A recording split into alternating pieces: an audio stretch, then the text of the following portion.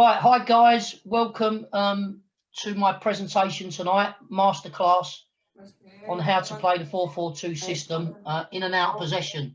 I will always talk about transition as well, and I do make parts of that. For those who haven't joined us before, I've delivered many presentations. I was a player that never made it, never become a professional, but spent 8 years behind at West Ham United. For a couple of seasons, 2 years, and I was at Leyton Orient. So pretty soon I went into coaching, and I went into coaching at Leyton Orient, and I've coached at many clubs, including Orient, Tottenham Hotspurs, West Ham United, Stevenage, Charlton Athletic, in terms of academies. So I've got lots of experience helping produce players. I've been fortunate enough to win lots of tournaments and things with young teams, with good players in different countries. I went into coach education. You can see some pictures that Mauricio's now putting up. This is in Warsaw, the National Stadium, where that club that you're seeing there with myself, that's Lewandowski's side. When he was junior, that was a team that he played for. So got very extensive experience as a coach and a coach educator game as well, working with professionals and working with international players, admittedly of smaller nations. You can see a few pictures when we was allowed outside, and we even had a bit of sun. That was in Poland. So a couple of pictures of me putting on some presentations abroad. I get invited to different countries to put on theoretical and practical presentations. So Mauricio's got a couple more pictures. This was when I was in the female game at Millwall, and that is in the tunnel as you walk out the Lions Den. So I had experience of working in the female game. That's not a tale about fishing, that one. That's probably something about being flat and dropping off. But hi to Thomas Dodds, you've just come in. So moving on. Good. But like I said, guys, welcome. This is my presentation on the 4-4-2 system. I have presented on other systems, and I will be presenting in 3 weeks' time on a 4-4-2 system, and we'll do a diamond midfield. So that's something else. But like I said, people ask me, what system's the best system? There is no best system. Players win football matches. Systems do not win football matches. So I just want to emphasize that. So first and foremost, we're going to put a slide up in a minute, but it's very important. Hopefully you can see the numbers at home, and that's why we've got some slides that Mauricio will put on in a minute, not just yet. Is 4-4-2. How you see the presentation is obviously now the game. It will morph into that 4-4-2. And just in terms of the numbering system, being in coach education, I've been in coach education for nearly 30 years now. Started at a very young age, when I was about 6. Seriously, I started in my mid-20s, and I've done a lot of presentation and coach education. And it's really important for me to talk about relationships with players, talk about the numbering system as we go along the back 4. And I've got a 2, a 5, a 6, and a 3. It's the way I number them.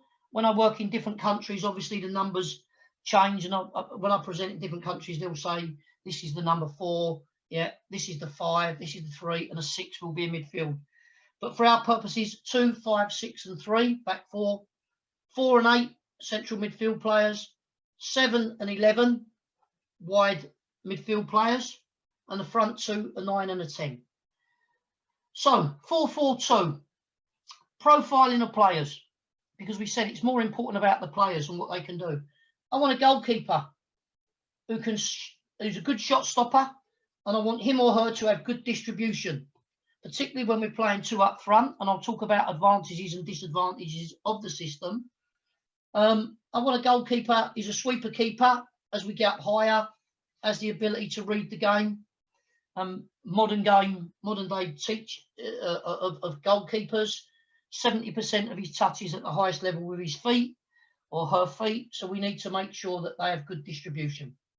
2 central defenders. If I can have physically quick, athletic 2 centre halves who can head and volley, particularly if we're going to play in the lower divisions, but also in the Premier League, and also if we're going to play in European leagues, we do need to be able to defend first and foremost. We do need to head and volley, but we need to be aware of the involvements and the game moving on, and being comfortable in possession. Okay, and that's really important. They've got to have an understanding of winning battles aerially, one-on-one, being able to cover and getting round when the ball's on the other side and seeing danger, etc. But like I said, haven't got to be 6'4", but can they play? Can they leap? Can they get up? Can they win headers? Are they brave physically, as well as brave in possession and wanting the ball? Two fullbacks, as we know. Fullbacks in this day and age are very, very instrumental in the game. Got to be very good aerobically to get up and down the pitch. Massive part of the game now. Good energy, good engines, very, very important. And be able to deliver from deeper, wider areas, and also have the ability when they get high up the pitch to play little combinations. And you'll see fullbacks nowadays into the byline, little cutbacks.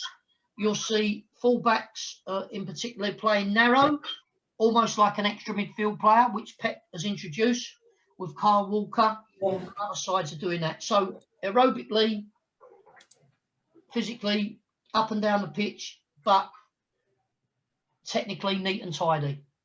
Now we come to the engine room, the 4 and 8, the central midfield players. Need them to be dynamic. What do we mean by dynamic? The ability to go from box to box. So again, physically, the modern game is about having that engine to get up and down, being technically able to receive the ball with back to goal or sideways on, and having the ability to play forwards, particularly in this system. Okay, so there's lots of players out there that are very comfortable. Their stats are good. They keep the ball, but they play square. You know, they play backwards. I'm looking for players who can play forwards, whether they play in behind or up to feet. And we'll talk about priorities of passing as we progress through the presentation. So, obviously having an understanding if one was to go on, that the other one sits and holds, and vice versa. The ball's on this side of the pitch, and I'll talk about my roles and what I instruct my players to do. So they've got the ability of an understanding of when to sit and when to hold. Wingers. I personally prefer my wingers, and a question was asked by Mark, and I'll answer that later. I like to have right-footed right wingers and left-footed left wingers. That doesn't mean to say it's the only way. It doesn't mean to say that I wouldn't swap them and they become inverted wingers, where a right-footed player plays on the left and cuts inside, and vice versa. But what I'm thinking of, the bigger picture is, if we're going to play 2 players high up the pitch, I want to get crosses in. And for me, if you're going to come inside, it's all right having combinations. That's great. And we need to mix the game up. But I think it's really important, and I'll talk about the advantages of playing 2 up front and the advantages of getting crosses in. So, invariably, obviously good energy to get up and down, because they need to get back. They need to defend out of possession. It's very important that they are able to get up and down the pitch. Coming to the front 2, years ago, there was a vogue, a fashion, to have a big man and a smaller man that sort of maybe drift in the pocket, get in that hole to link play up. It might be even that the ball comes from back to front and the big man looks to help it on and the smaller man looks to run in behind. So in terms of stature, physicality, invariably you might get a big one and a little one who's a little bit more mobile. Very rare to have 2 big front players, and very rare to have 2 little ones. So it's flexible.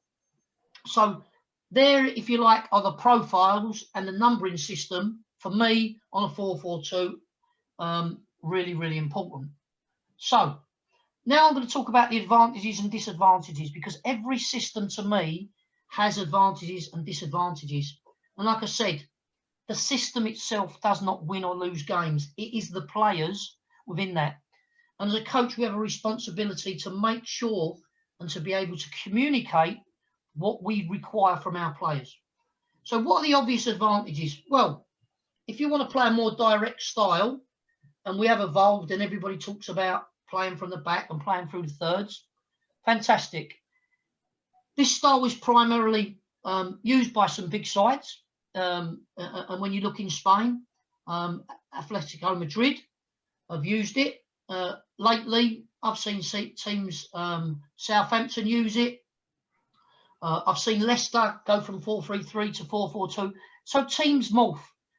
They change from one system to another. And even this 4-4-2 out of possession, I'm going to show you ways of where we defend high up the pitch and early and try and press the ball that we'll play a front two.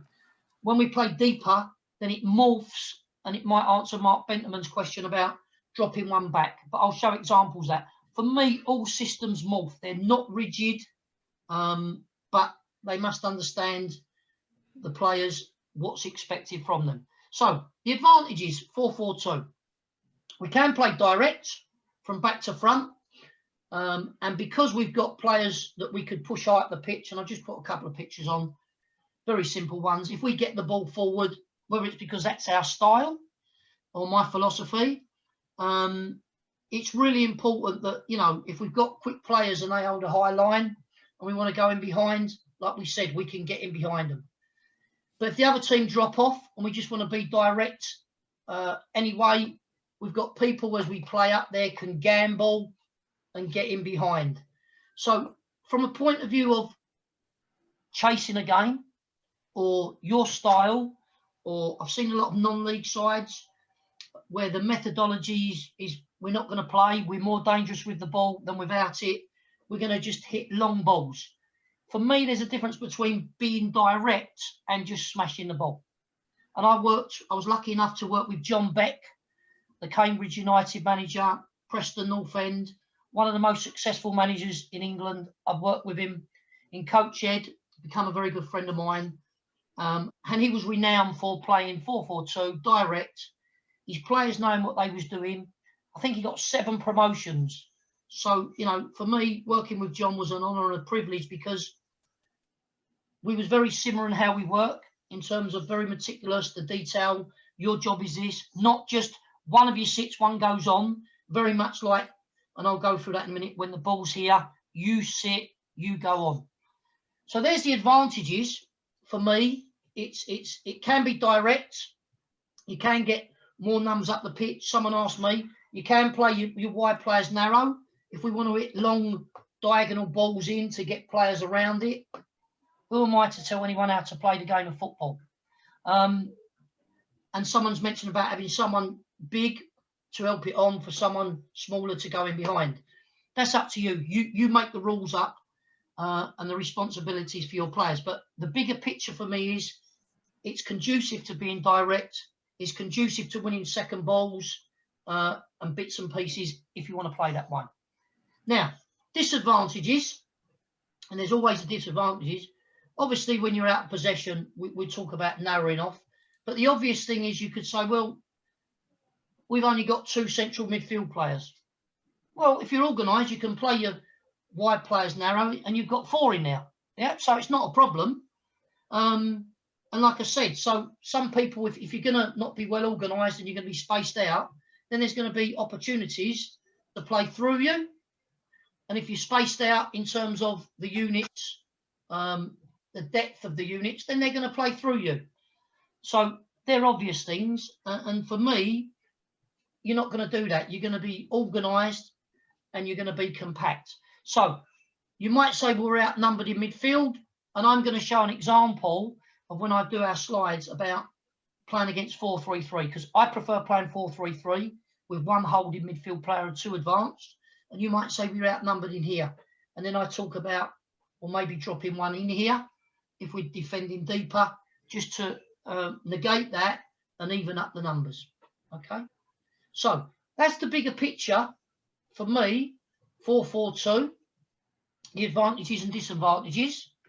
I don't know if anyone's got any questions. I only want at this stage 2 or 3 at the most. If you've got a question on the numbering system, the profiling, or the advantage or disadvantage, anybody got a burning question to ask me now, please?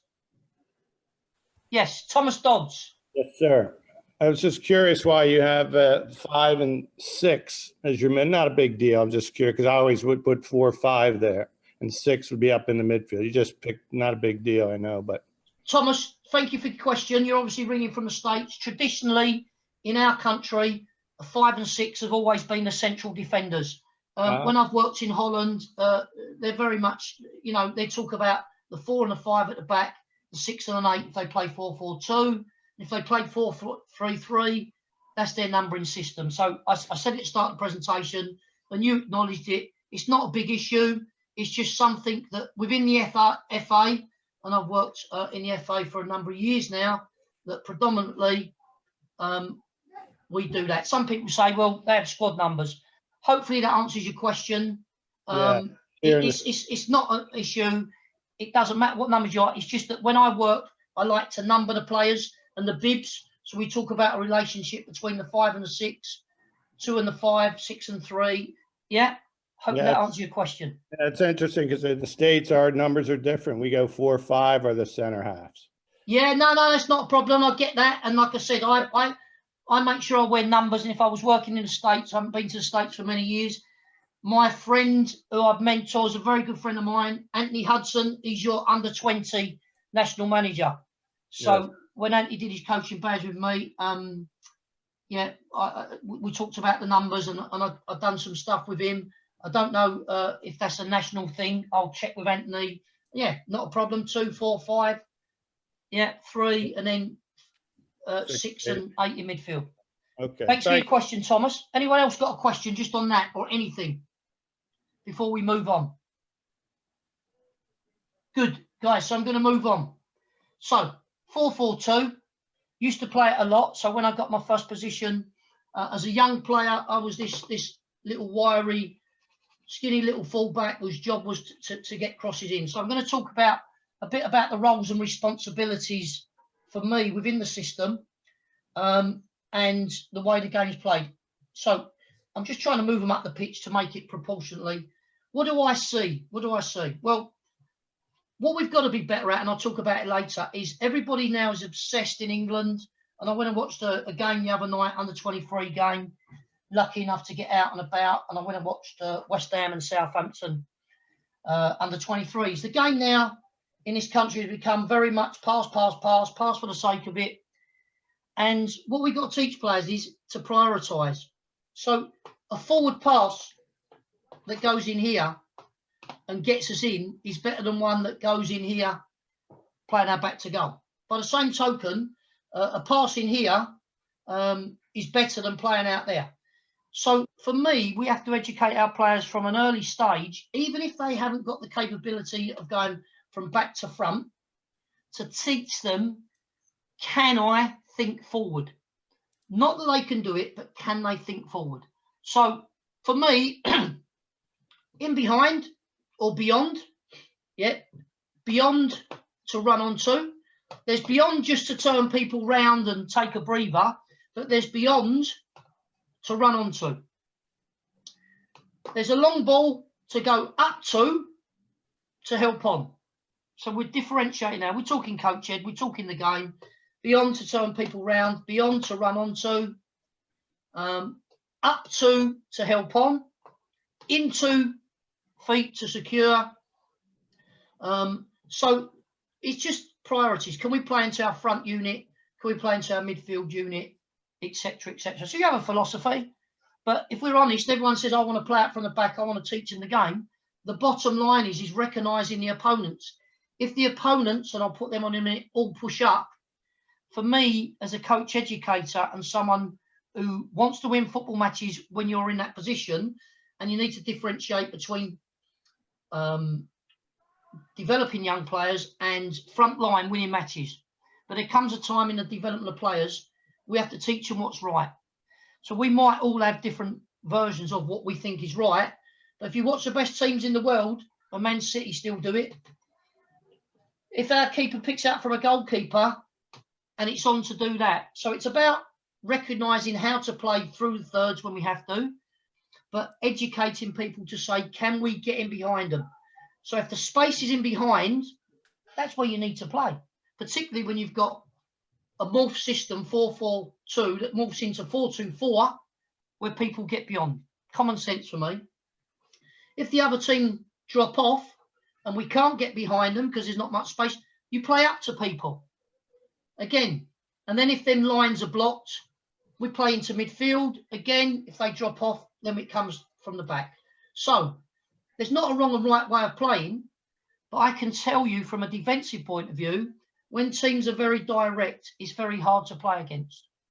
And if you don't get in behind them, but you have an aerial battle and you don't win the flick on and the ball comes back, you win the second balls. Now, so we said about the roles and responsibilities of players. When it's at the back, we talk about prioritising. For me, this is what I want to see. I want to see width created from our fullback, and you've got to have a methodology. And people say to me, yeah, but you can do what you like. You can, but you don't need chaos. When you're playing with the first team, you need to know your players are singing from the same hymn sheet. So for me, it's very simple.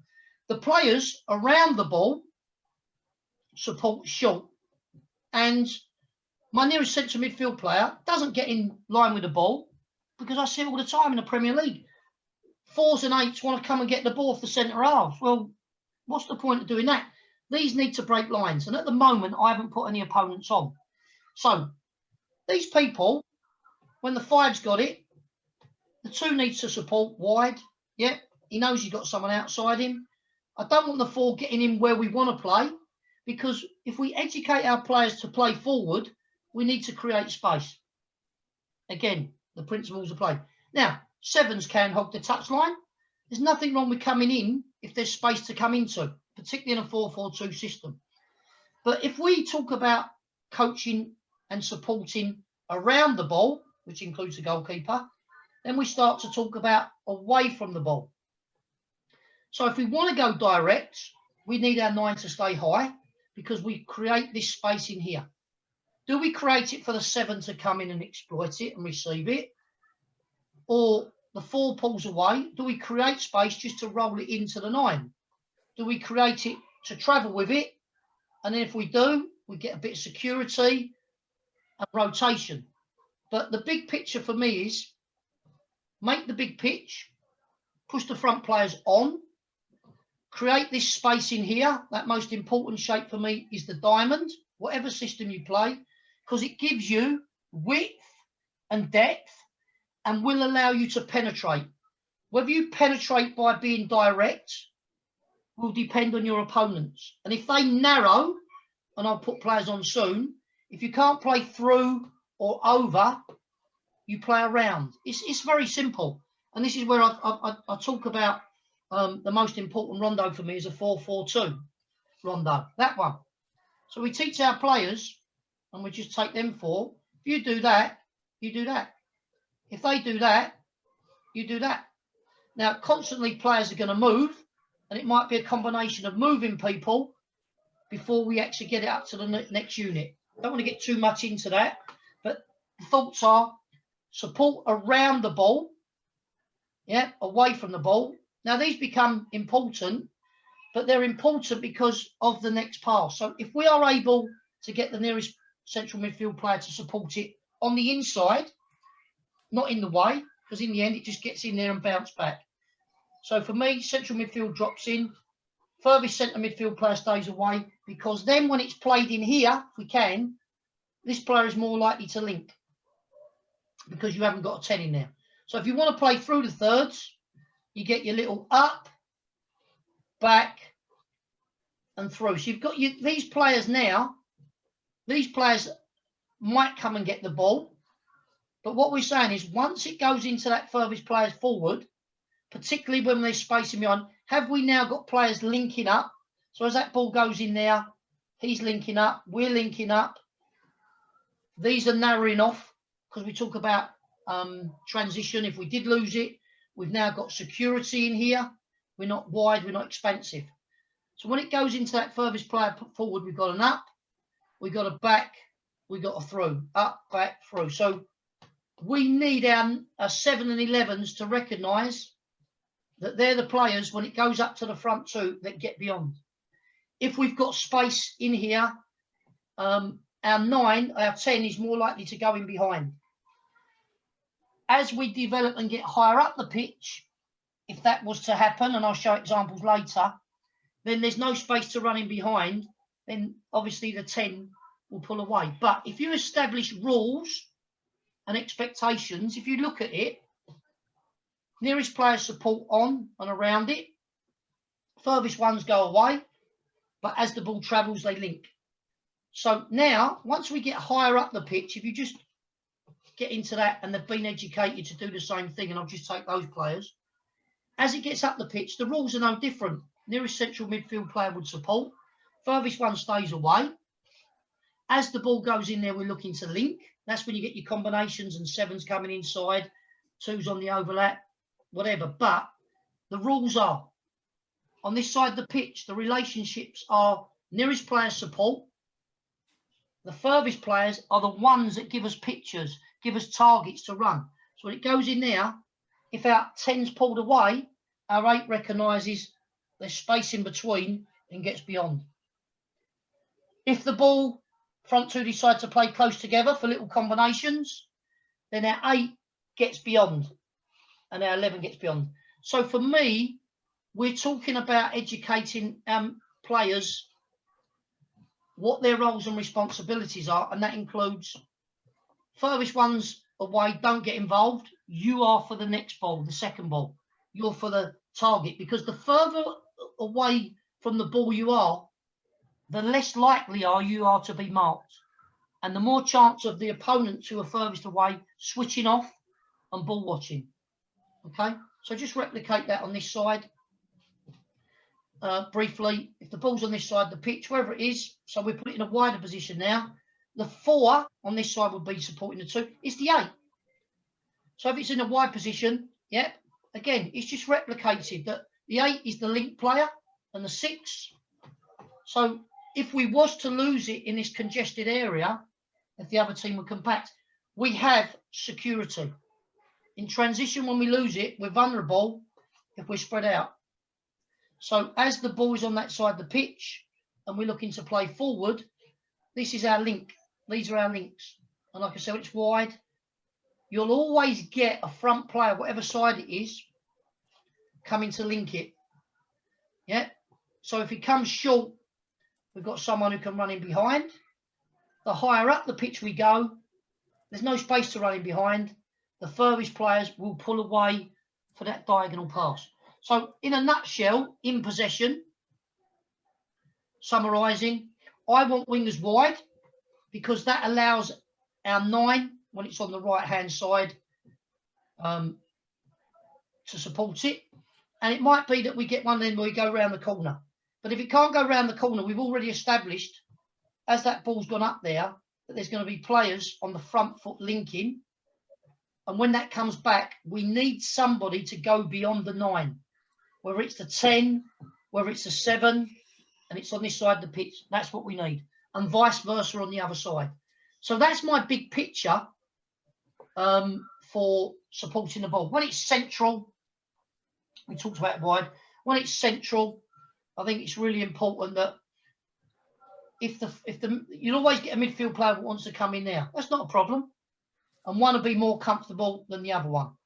What I don't advocate is, as they get older, they become specialists. If you're teaching young players, I say when it's on this side, teach the 4 to support and link up, and the 8 to stay away and look forward to make forward runs. As they get older, it might be the 4 goes and picks the ball up both sides because the 8 profile is he likes getting beyond and running. That's not a problem. But when you're teaching the game with younger players, for me, I think it's important they know how to link it up. They know when to stay away and make them forward runs. Now, that's my rules. Now, I'm not saying it's the only way. I'm not saying, but what it does give players is consistency. When it's on your side and I shout, link, link, I won't have to coach them because I've coached them, but they know who's going to link. They know who's going to link the play. If I say open up, they know to create space. Yeah. And if a centre half was marking, then you can miss them out because we know that there's going to be people that recognise these pictures and are willing to run beyond. And for me, it's because they've been coached and educated and they're not playing off the cuff. You know, you can have freedom and let them run all over the place. For me, it doesn't work. For me, the commentators are obsessed now with saying, oh, Man City do this, and they're all over the place. No, they're not. No, they're not. There are certain players that have got license to do that, but they're very, very structured. And because there's a lot of free-flying movement from the front three often, and sometimes they'll play narrow, sometimes they'll play wide. But in Man City's different system altogether, the two central midfield players, if they play like that, they run in behind in them spaces, and if they play narrow, they've got license to make these runs. So sometimes these commentators hear certain things, and they hear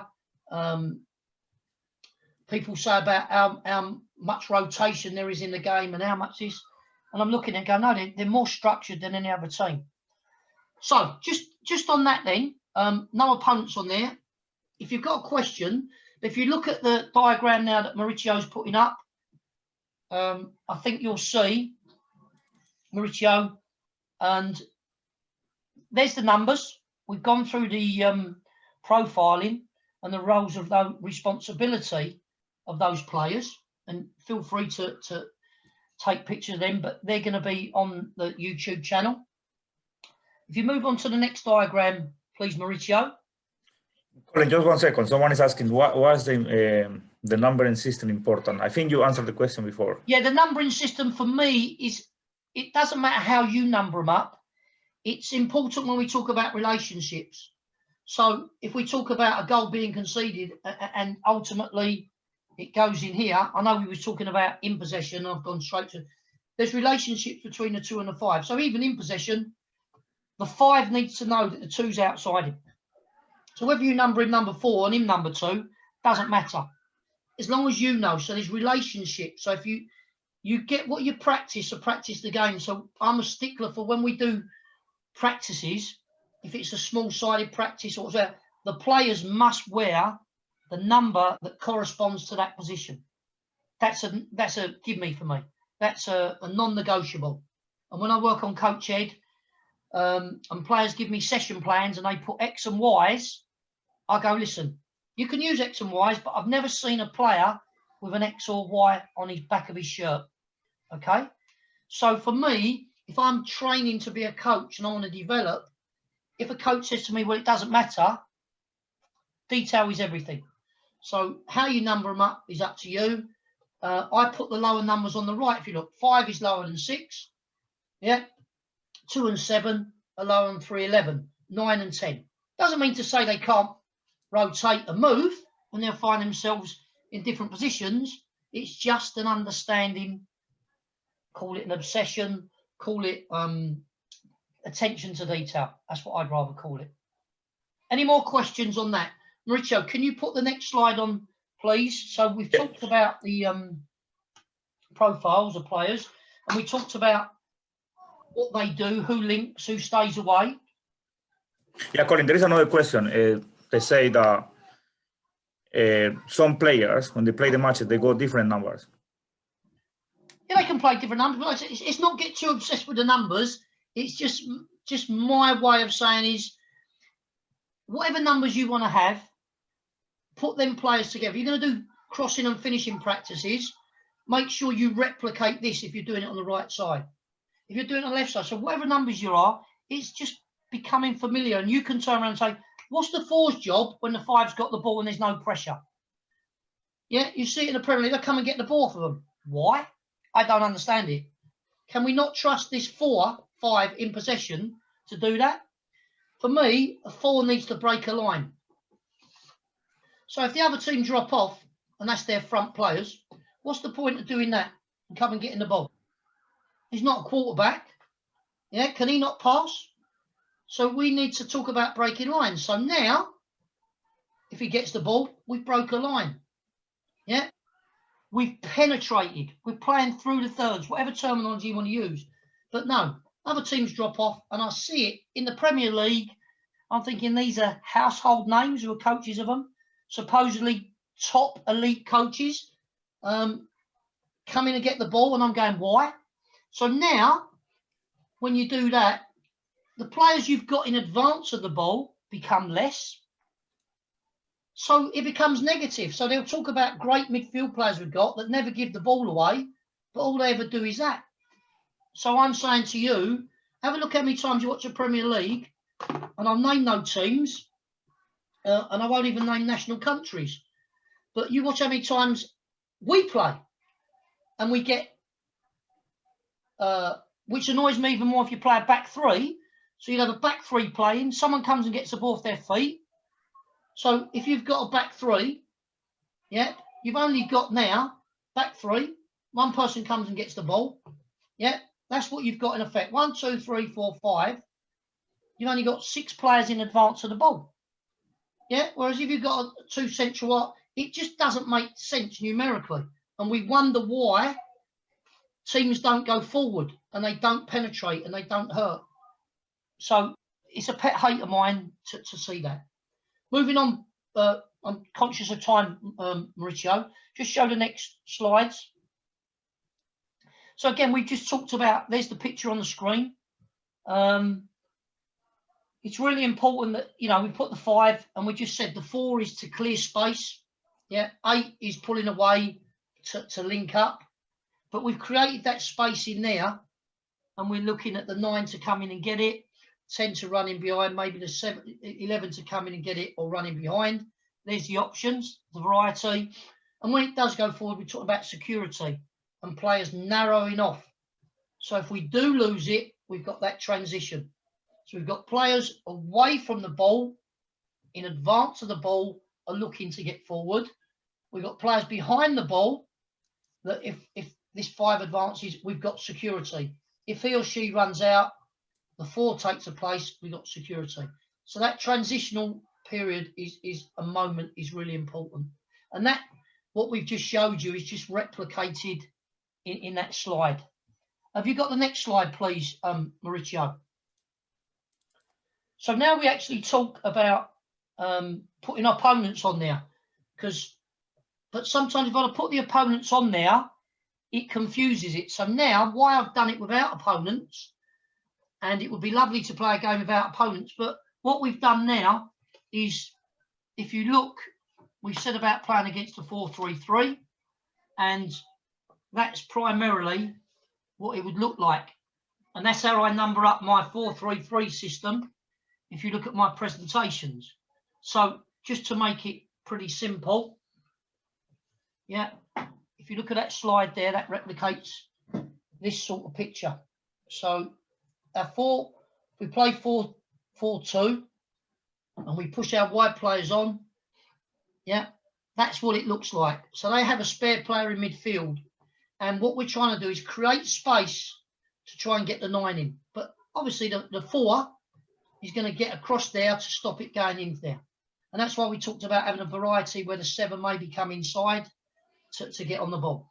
Not always a good thing, but it's a variety. And then that's when we can talk about, if we want to be direct and we can't play into, yeah, we might want to play beyond for runners, yeah, to get in between, or we might play up to help it on to get in behind. Okay, can you just go revisit that slide, please, Mauricio? So there's your variety. Yeah, 7 look to come in the hole. 9 create space by coming short. If he can't go in, we miss him out. And them areas of white is where the space is. And that's the areas we're trying to penetrate. From your front 4, 7, 9, 10, do you have a preference on the side of the defender they take? Well, obviously, I want them to be able to run down the sides of people. But your job is to pin them. As long as you get your body in front, the opponents will want to probably mark on the outside. So it's a good question. But like I said, sometimes if you pull off of people, if you pull away from people, you give them a problem. Because the 5 now wants to be focused on this. Yeah. If you get higher up the pitch and you pull away from people, and we look at the 5 and 6, what you do is you give the 5 a problem.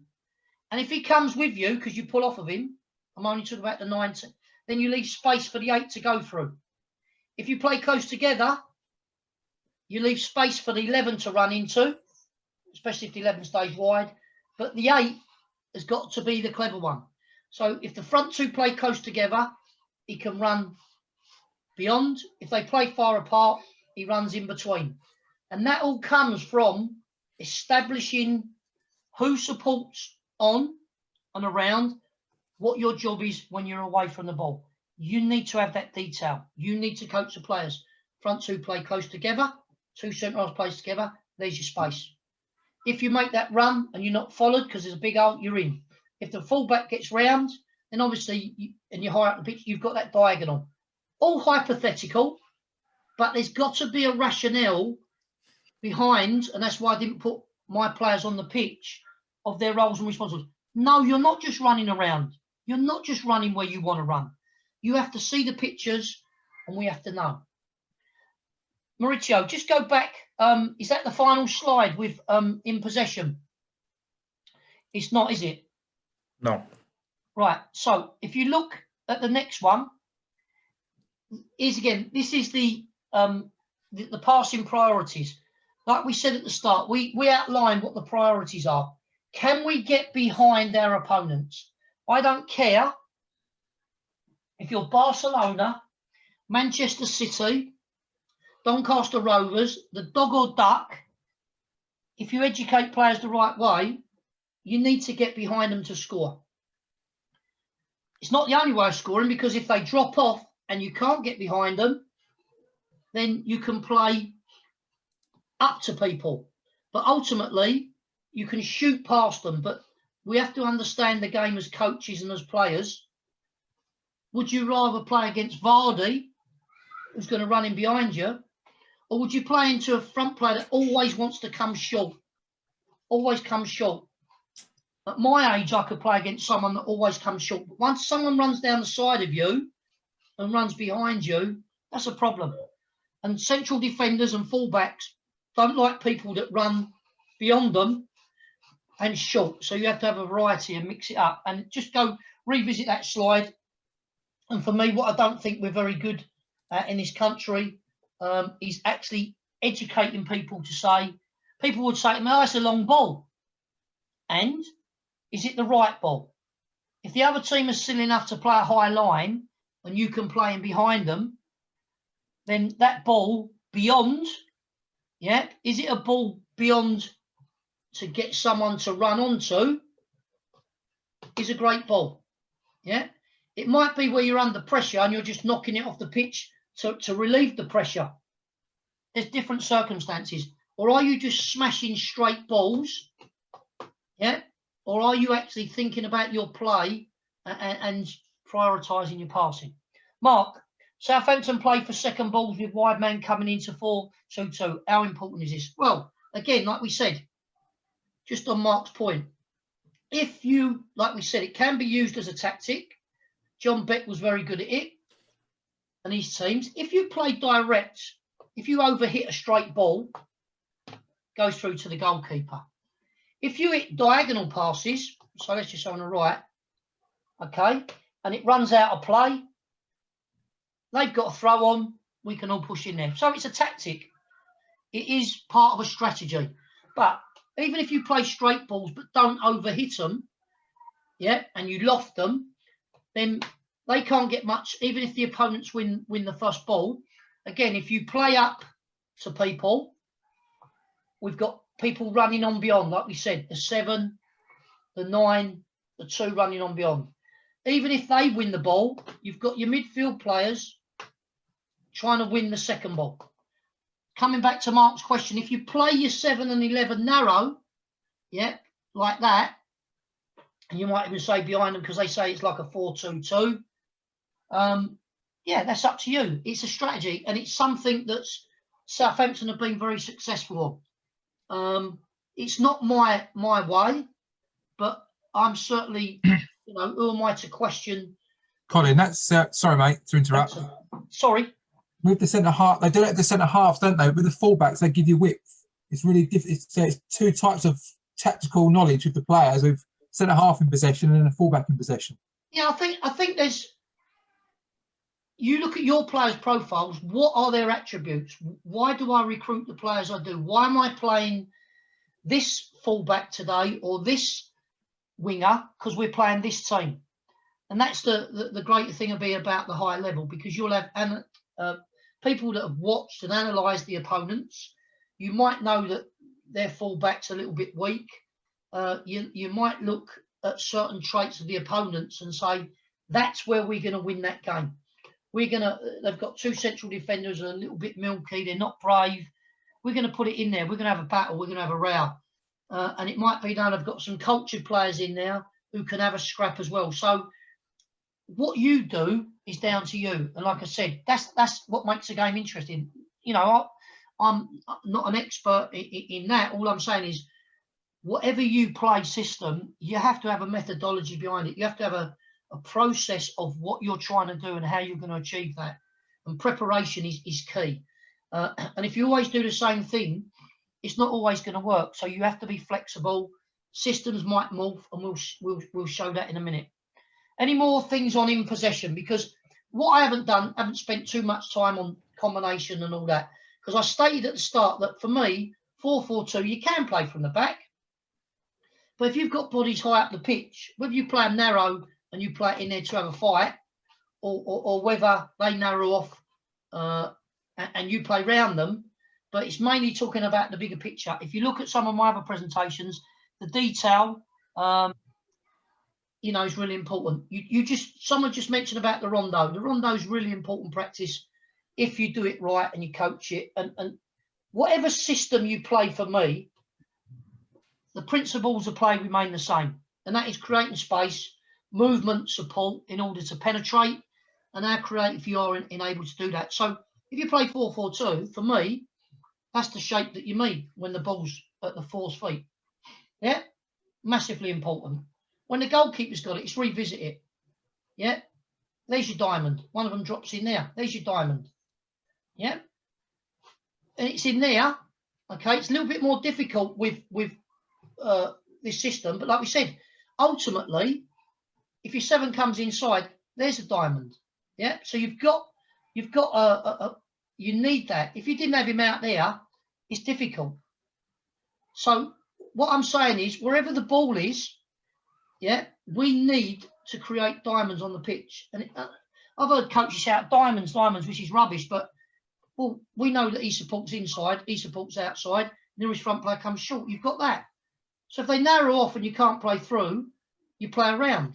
And it might be a combination where we have to go in there to draw him in to go in there. And you might have to be more patient where you can't go in there. You draw him in, he comes in here, it comes back to you, can't play in here. And you have to be patient. So them practices are really important. And for me, when you deliver them rondos or 4v2s, it's important you relate it to the game on the pitch. Someone just said an interesting point about what I've just mentioned. So hopefully there's a philosophy, or there's a process of educating your own players in possession. And for me, I've talked to the bigger detail and shown some little detail about nearest, stay away, open up, whatever.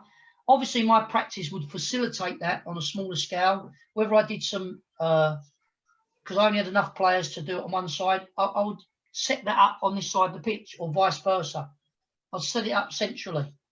But the higher level you go, the more chance you've got 11v11. And I love coaching 11v11. And there's a lot of coaches in the Premier League and the Football League that don't do too much 11v11. And that's from players that have played with them, and that's from watching them. I've seen some real good coaches who work on 11v11, and they've been chastised as being poor coaches. And I've looked at them and I've gone, do you know what? He's a good coach. He's a fantastic coach. And Roy Hodgson, for me, particularly out of possession, he's one of our best coaches. So that's my little interpretation on 4-4-2 in possession. It's really important that you don't get obsessed with systems, that you stick to the fundamentals, the principles of play, creating space, but again, prioritising where people play.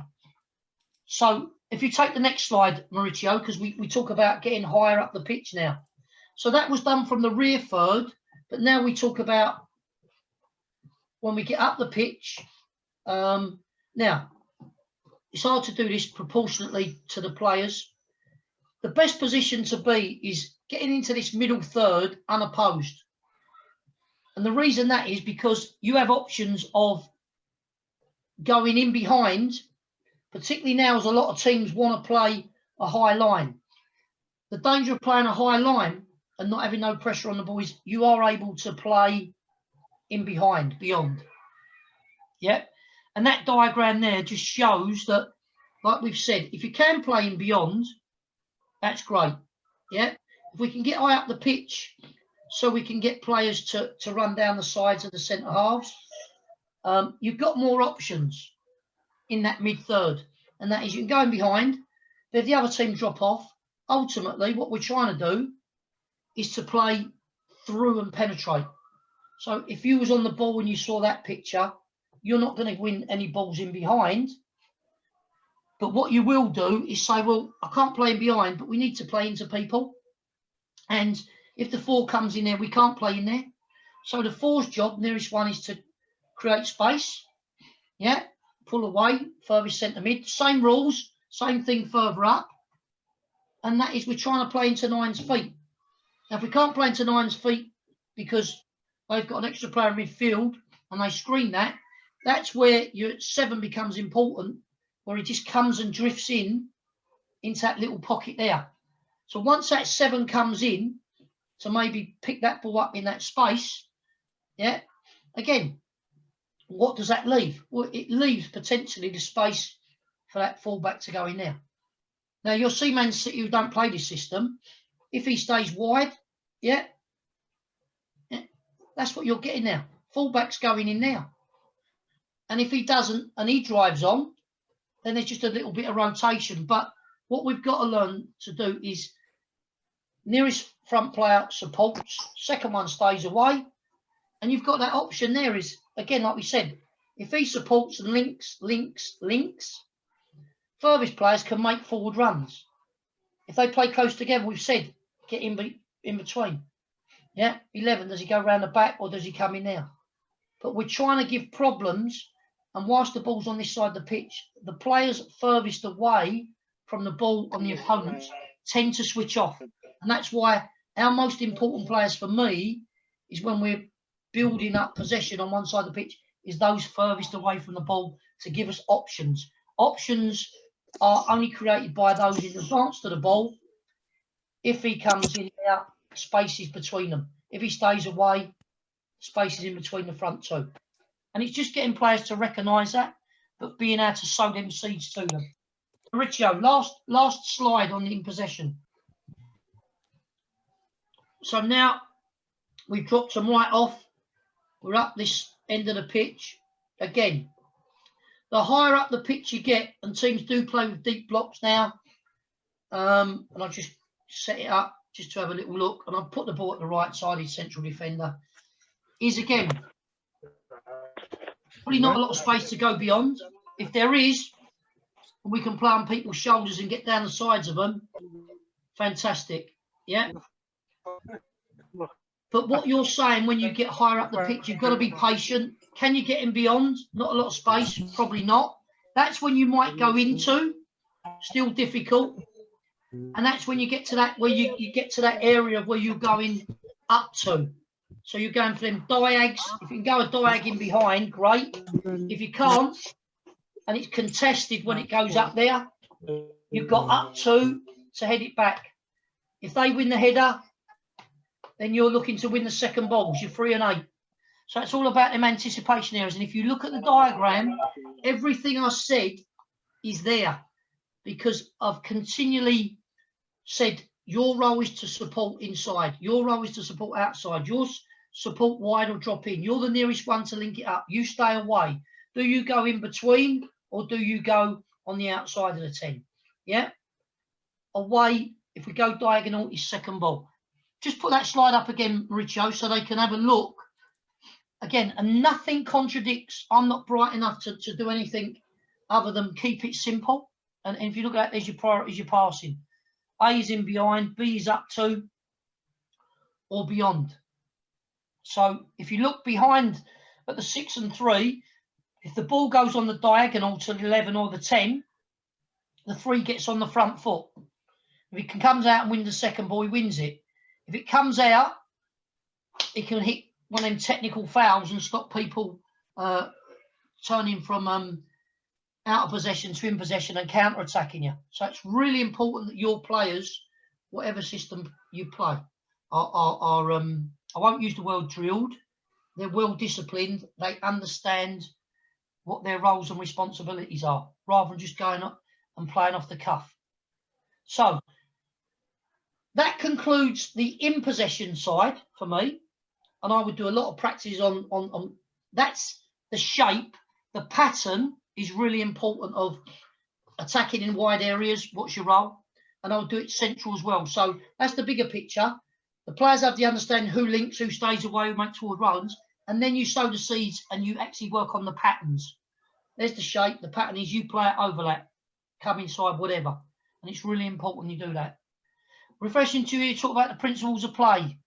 That comes from Steve Lilly. Yeah, the principles of play, if you ask players when they come on their coaching badge and they come on a B license, and I say to them, guys, little reminder, what are the principles of play? And they come out with things like passing, running with the ball, heading, dribbling. And I'm saying, no. And I have a reminder session. And I say to them, think of it this, we work from top to down. There's 4 moments in the game: in possession, out possession, transition from in to out and out to in. That's the big picture. Then you have the principles of play. What are the principles of play? In possession. So we talk about creating space as an individual stroke unit, as a team, spreading out. Then we talk about movement, support. And the reason you're going to move and support is to create space to penetrate and play through. So there's your 4. Create space, movement, support, to penetrate. And your last one is, well, we might have to be creative and we might have to do a little trick, or we might have to lend it someone to move someone to get that pass in. That's really important. So they're the principles of play. Make sure if you're doing your coaching, it doesn't matter what system you play, you must know your principles of play, because if you don't know your principles of play, I refer it to being like an English teacher not knowing the alphabet. Now, some people might argue with that, and I'm just trying to chuck that out there and say, look, for me, if we're actually going to teach and be a good communicator, then surely we must be able to show them what that looks like, what support looks like, what movement is. And a rondo has all of them. A rondo has all of them. Any more questions on the in possession before I go to the out of possession?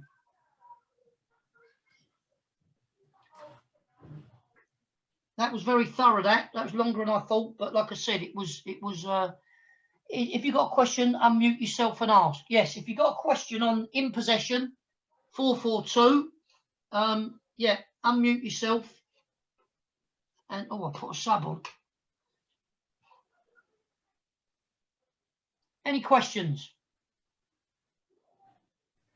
Tom's just warming up now. He's just taking his jacket off. He's doing his hair. Sorry, yeah. Well, I realised I've got my camera rolling. But anyway, I maybe it's not 100% related to the 1442, but I coach a 9-a-side team.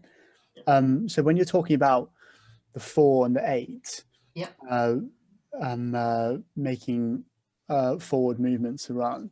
Yeah. So we play an 8, 9, and a 10. Yeah. As a 3, it would be a 4-3-1 formation. What would what formation do you play? 1-4-3-1. Yeah. So I've got that. When we're talking about getting the ball up to, who would be would the 8 and the 10 be looking to make movement? That's up to you. How I would number, if you play that way, I would be tending to do that, because why I'll justify it is, no, you haven't got 2 front players, so this player is going to get lots of, and you could change it as well, but this player is going to get lots of hold-up play and play with their back to goal. But you could also sort of educate them when the ball's on this side of the pitch the players have got to make them forward runs is the furthest one away, and vice versa. When it's on this side of the pitch, that this one's 9 will always go and link both sides. The 7's going to give me width when it's on his side, and the 11 makes them forward runs. So that's hard work. And the 4 is constantly, if you like, creating space. So again, 11 giving us width, 9's going to mirror the ball and come in there. 7 is going to make them runs on beyond. Okay, that's what I would do, but it doesn't make it right. You can change that. So if you are going to scale your down, or you've got a format that you're going to next, try and think of what are the roles going to be at the next thing. How can I replicate that? And sometimes you might want to go, I'll swap it around, and I am going to go with a front 2, and I'll do that just to get them working as a front 2. One coming short, one going beyond, and you might even change it to have 2 in central midfield and 1 up top. So you've got to justify why you do it. I can't tell you you're wrong. I'm not saying you're wrong, but like I say, think about where they come from, where they go into. How can I set up something that's going to help them at that next stage of development? Okay. Don't want to go too much into other systems or formats. Thanks for your question.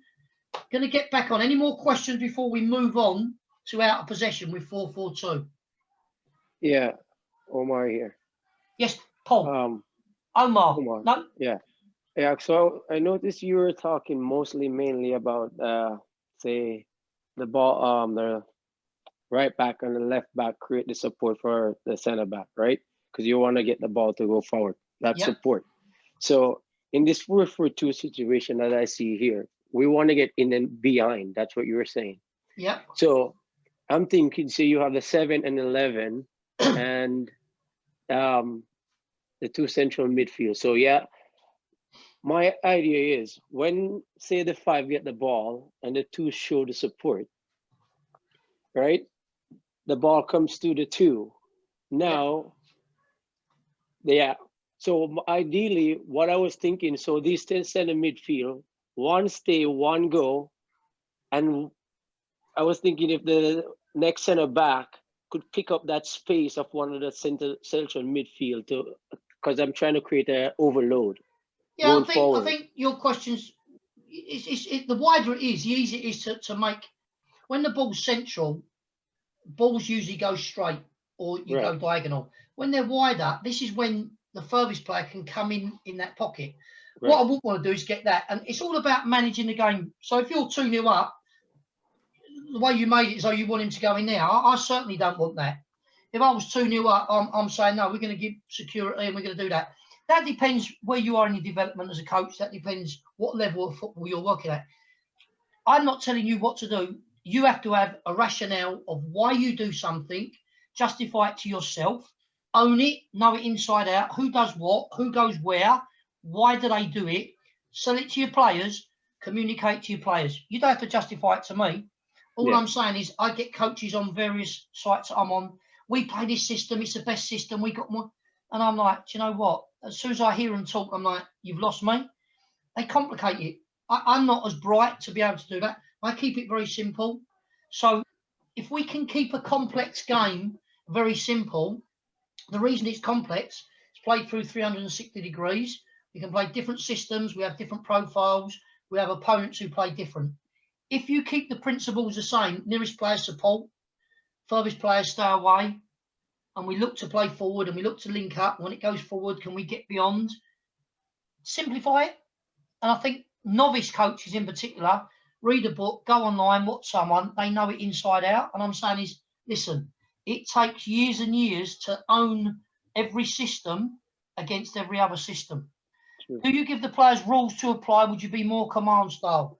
I make no bones. Depends what level you're at. When you're working with young players, you need to guide them. You need to give them advice. You need to support them.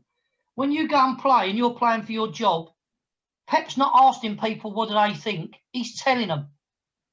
Yeah? If you've got to go and get results and your players want to go and do what they want to do, they'll get you the sack. You need to get them on your side. You need to say this works. If you have evidence to support that you've done this and you've done that, you want them to buy into it, but you ultimately have to be the boss. You're the boss. You make the decisions. This is how we're going to play. This is our strategy to win the game. This is our tactics. This is who's playing this week. It's down to you. And that's what I'm saying. It's very important. It's different from development football. I want them to play at the back, I want them to teach them how to do that, go in, bounce it, play round. Yeah, great. You do that, and you're looking at Brighton at the moment, who are struggling. They play nice, attractive, open football, but at the end of the day, you've got to get results. Yeah, and if you look at West Brom and you look at Newcastle, they're under pressure. They've got to get results. He's not going to go out and play nice football. Nice football is getting a result. So there's a difference. Don't mix up between development of players and teaching them the game, because you haven't got to win the game when you've got 10 and 11-year-olds. You're not Alex Ferguson. You're not Pep Guardiola. You're not Ollie. You know, you're someone who's teaching them the roles and responsibilities. So, guys, don't go away and be obsessed because I see it online. Barcelona do this session, so I'm going to do it with my 7-year-old. No, I see it. Real Madrid do this. We're going to do what Real Madrid do. Really? So, yeah.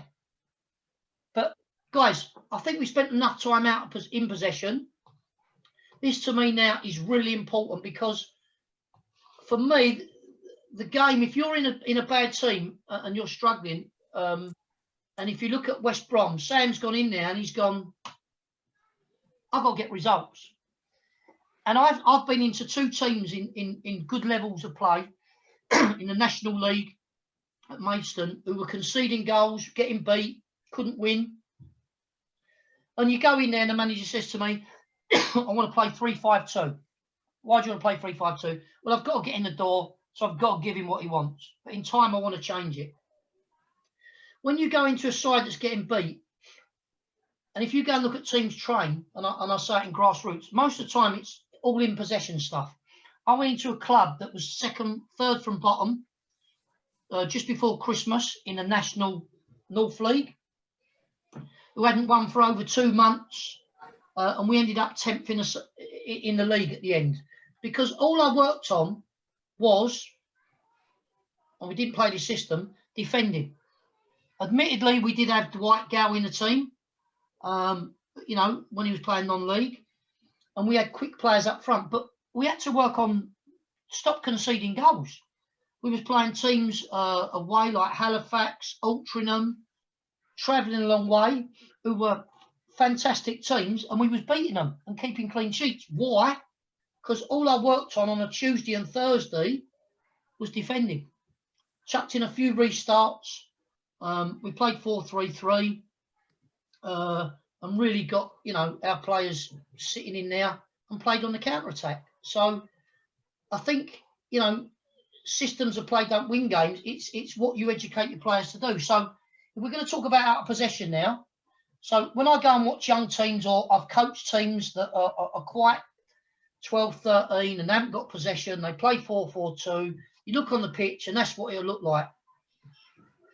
And again, if we go back to the principles of play, I've got wingers that say I'm a winger, and this is where we go wrong. We tell players they're wingers, they're forwards. I hear it from people on the telly. Everyone on the team is a defender. Everyone on the team is an attacker. So you'll even hear people say in the press, oh, he need, you know, he's this, he's that, she's this, she's that. Well, when we started in possession, we talked about these players having the ball, making decisions. People go, they're defenders. They're not when you got the ball, you're an attacker. And when you haven't got the ball, you're all defenders. So if we talk about the principles of play,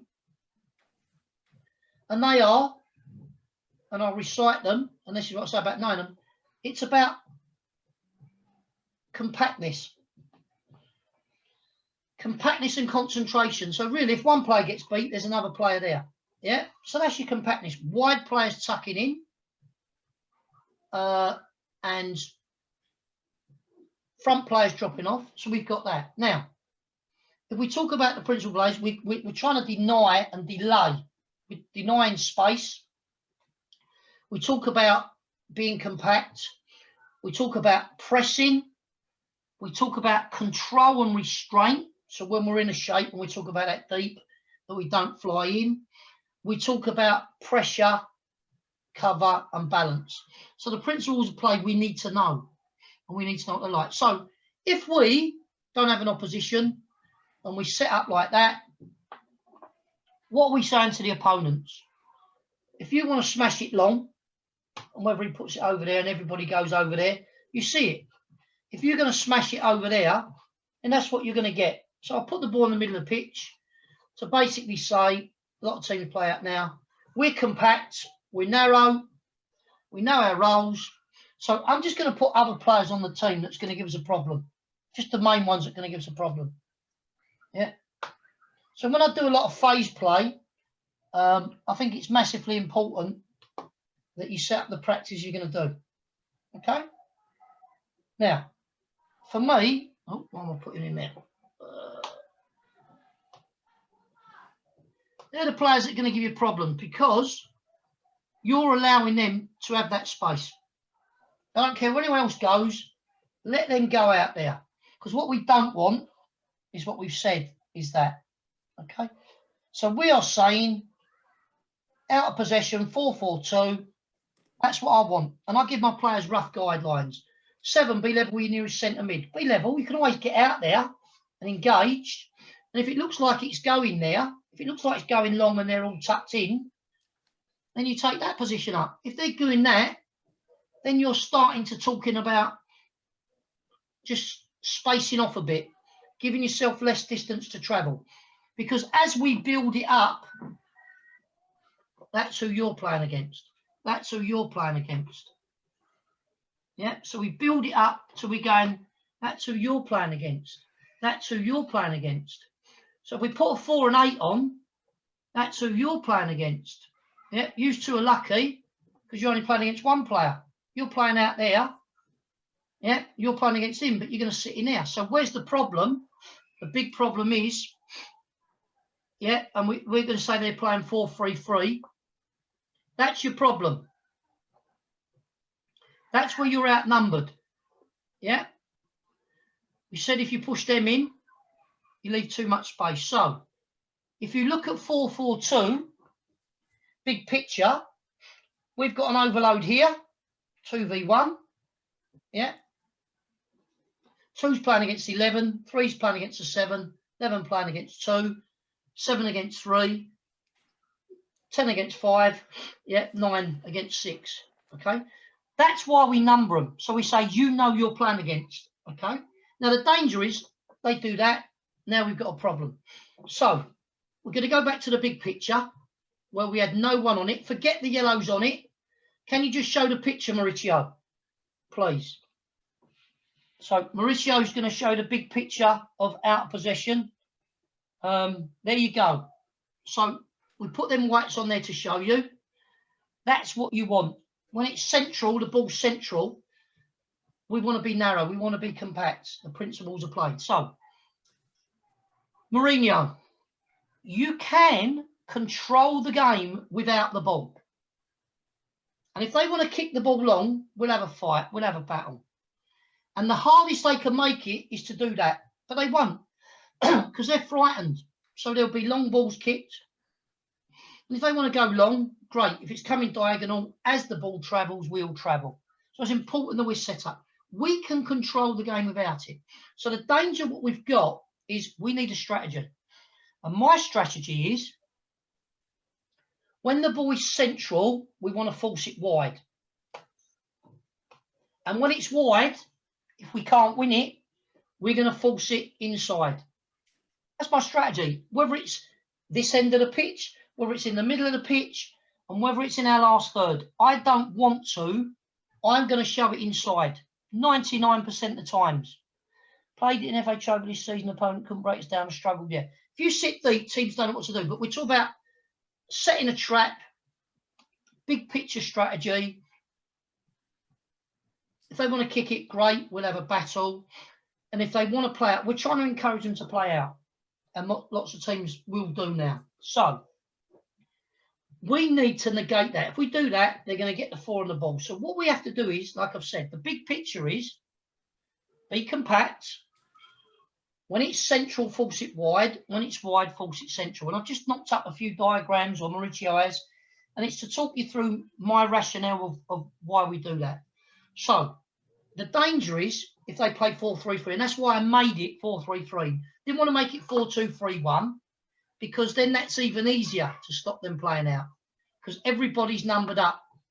Yeah, I'll make it simple. That's easy. So it's having an understanding of, we know who's playing against who, we know what different systems are. So we want to get poses a problem. And our poses a problem is they're going to play 4-3-3. Yeah. So what we've got to do then is box clever. People drop off now. So I'll talk about it in a minute. I'm going to talk about players. Primarily, you get a right-footed centre-back and a left-footed centre-back. You've got great combination. Okay? We'll swap him over. Let's do detail. There's a 6. There's a 9. But if you notice, and we look at Man United, there's a fine example. Who plays there for Manchester United? A right-footed, left-sided centre-back. It's Maguire, isn't it? Or It is. Good. He's the one we want to get the ball. If I'm playing against Man United and I know you're playing out, I'm going to offset. I'm going to give you things you might have heard, you might not. If I offset and I start to go there, what centre half are you going to give it to? Now, Man United don't play 4-3-3, although some commentators will tell you because they play a 2 and a 1, that's 4-3-3. No, it's not. But let's just say we need to stop that centre midfield player getting the ball. If we want to offset and do that, if you was a team that doesn't lump it, where are you going to play? Especially if we just did that on our left side. They're going to play, we're going to give them that pass, especially if he's a right-footed centre-back, a left-sided right-footed player. Because once we drop off and make sure the 4 don't get it, and we offset, so we just do a little bit of that, box a bit clever. So we're going, where's your up pass? Well, we get a bit closer to Lingard, and you might go, Lingard's not that great on the ball. Yeah, but I'd rather have Harry Maguire on the ball. Or do you say, and this is sowing seeds here, this man who plays at right back is a great defender or a good defender. He's not that great in possession. So do you offset this way? Yeah. And you make it go to Lindelof.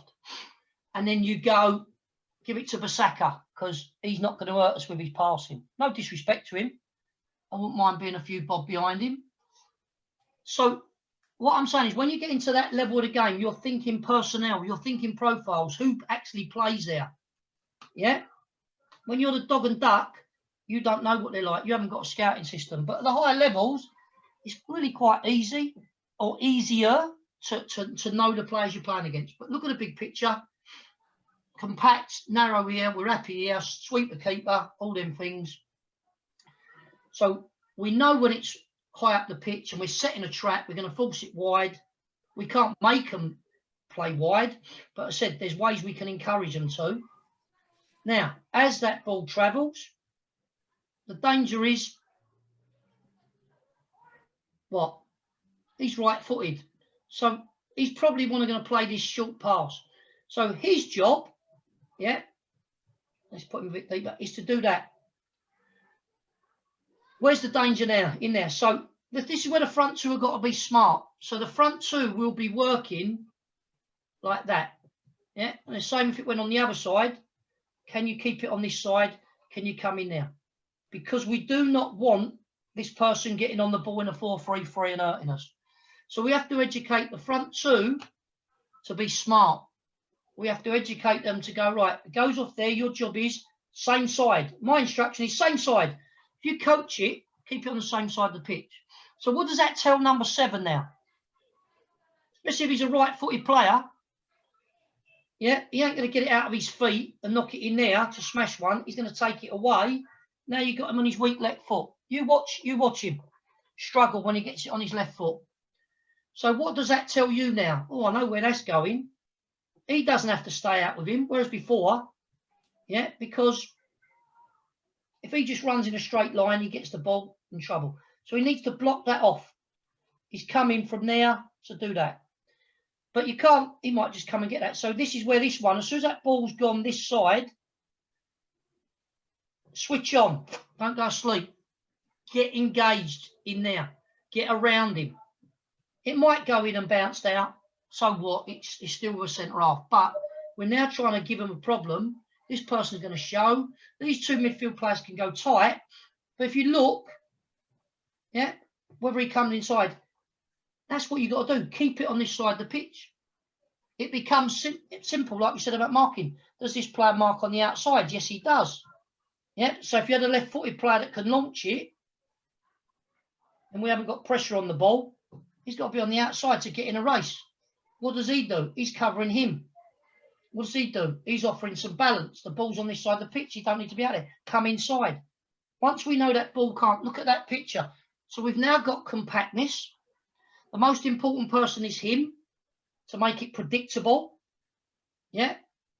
He's a front player. Oh, I don't do defending. You are our most important defender.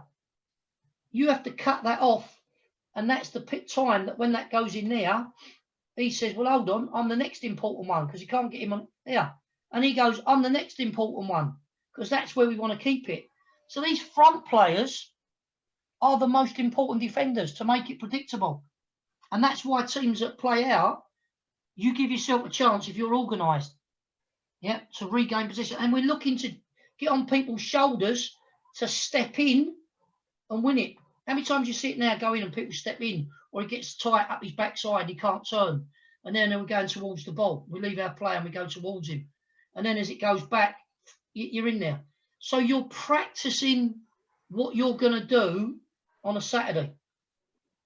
Particularly if you're in lower non-league levels, Mark, yeah, or whoever.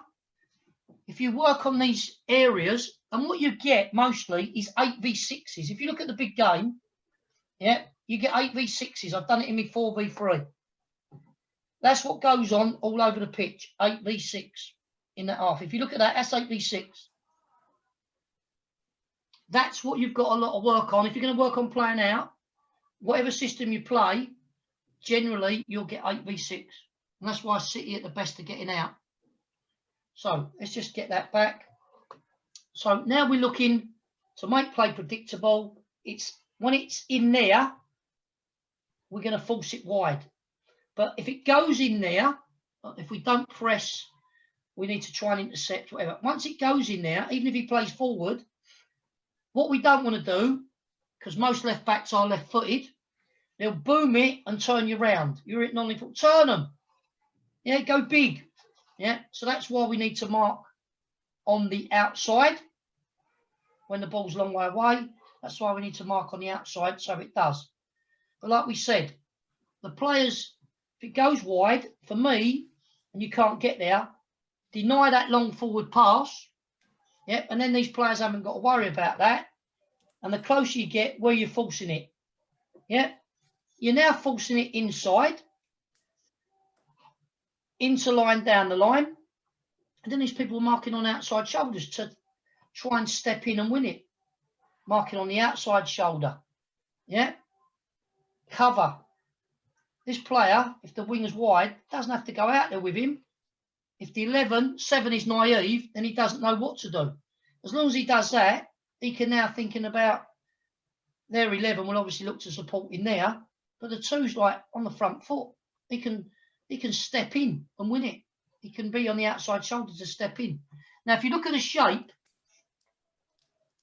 of the whites, the front 2 are like that. One's high, one's deep. Yeah, and it would reverse if it was on the other side. One's high, one's deep. So they've got that sort of movement. Yeah, we'll put it on there. Now, look at the detail of the 4 midfield players. Depends how much pressure is on. If there's no pressure on the ball, the back 4 will be deeper. Because if you get high, space is in behind. No pressure on the ball. Look at the back 4 shape.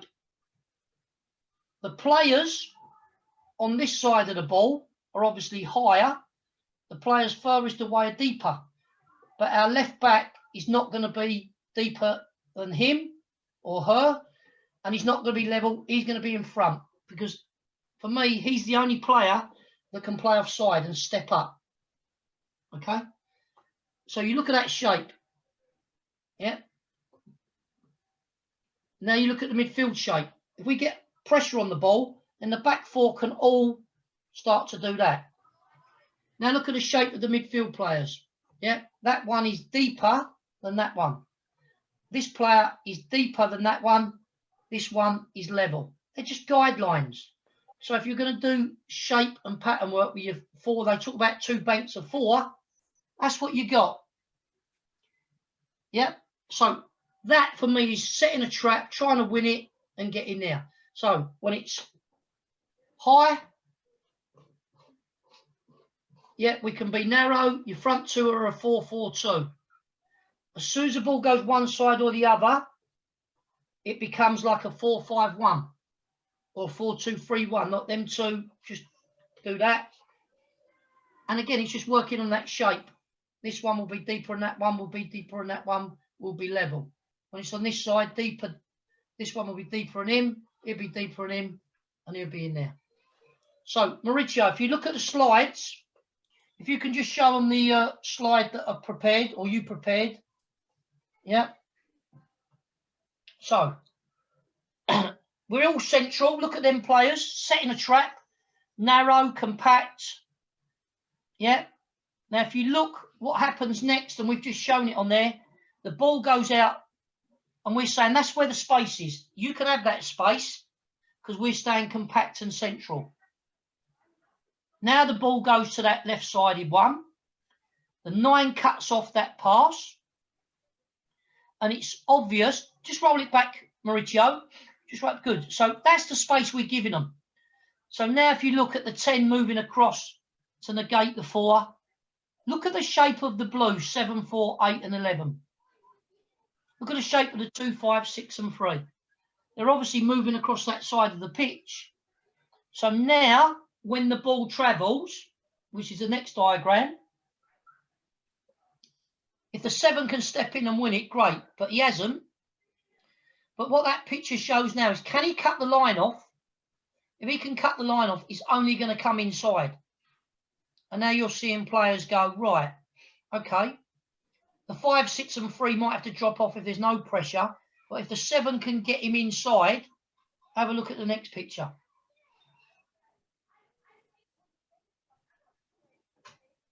Is that the next picture? Go back to the picture. Yeah. Just take it back one. So once that ball, now give it to 3. Go back. So now what you're saying is we're now applying pressure. The 10 is coming across, because the 4 will try and link it up for them. Yeah. Now the closer the 7 gets, great. If there's no pressure, and look at the arrow of the blue 11. Is he going to go? Is that 3 going to take that risky ball? If he does, 11 engages him. And that's what you're trying to do. You're just trying to be organised with your side. Any questions on that happening at the front end of the pitch? Because to me, you can win the ball back. So many more teams now are willing to play out. And you've just got to be organised. And if you really look at what's going on and you know that other teams do that, you rehearse it, you actually practice. Everybody shouts out on the pitch, press, press, press, but you've got to know when to press, who you're pressing, who you're actually physically playing against. And for me, that's really important. So any questions on setting a trap, 4-4-2, playing against a team that's got an extra man in midfield? Anyone want to chuck a question in there? Colin, I got a question. Go ahead. Go ahead. Sorry. Yep, fire away. All right. Yeah. So I noticed that you have the 9 and 10 kind of interchanging. Is there any reason why you wouldn't up front determine, let's say, one to kind of be more central and high, and then the other one reserve back? So you kind of, right? I'm sure there's a reason. I'm just trying to understand. Yeah, good. Yeah, there's always a reason, and that's a great question. and there's a rationale behind it. Like what you're saying is, I said, put them like that, and the ball goes there, you do that, and vice versa. If it goes there, you do that, yeah? You're saying, well, why don't you have one, correct me if I'm wrong, his job is to do that, his job is to do that. Is that what you're saying? That's exactly the question. Good. So what I'm saying is, have a look at that. What you've got here is, I've got a new venture. We're doing some trials. We're doing some coach ed stuff. You'll see that on our platform. We're going to invite people from the States and Canada. I'm going to put some stuff on, you know, for coaches, residential stuff, 1 and 2 day stuff. So if you're interested in that, sign up to us. Just join on our YouTube channel. Become a subscriber. You don't have to pay. Have a look at the stuff we've done. I'm going to get some very well-known coaches, big names, to come down and deliver some stuff when this lockdown's lifted. Some players or coaches that have been academy managers, that have produced players. I'll get ex-managers who are, you know, highly respected as coaches, and I'll get some present-day coaches about. So we're going to offer a variety of things. We're offering trials to elite players. If you look on there and you take that information, my website is coming out this week, and you can have a quick look at that. What would be great if you can share it with your friends or anyone else.